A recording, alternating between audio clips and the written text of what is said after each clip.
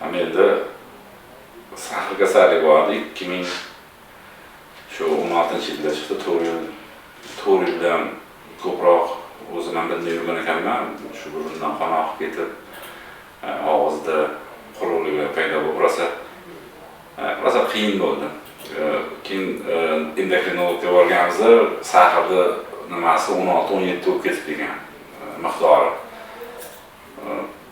O'rtada har xil dorilar ichib nima qilib yurdim. Shu 2021-yilda shu oxirida shu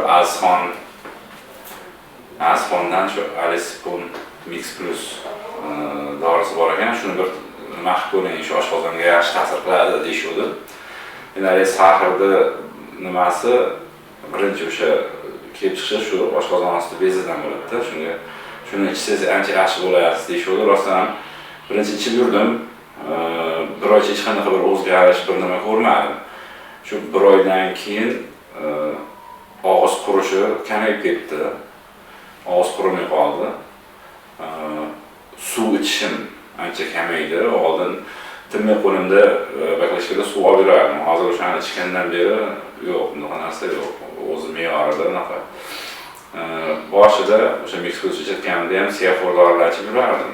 Hozirgi kunda o'sha seyaforni ham pashti ichmayapman. U har xilda bir nima bo'lib qolganda ichib qo'yishim mumkin. Atak o'sha ximik dorilarni ichmay qo'ydim. Aslida men shu dorilarni ichib ancha yaxshi qildi. Shu oshqozonni ham yana bitta nimasi yurgan sari mana naqa qilib yurardim. Lanch bo'lib, kuchi yo'q. Uni ichgandan beri hozir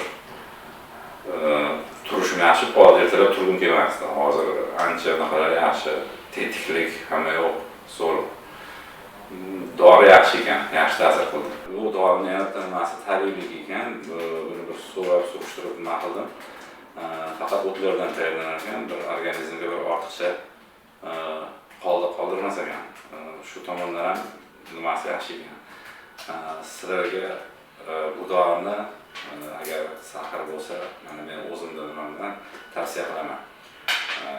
Sahar nimasiga juda yaxshi ta'sir qildi.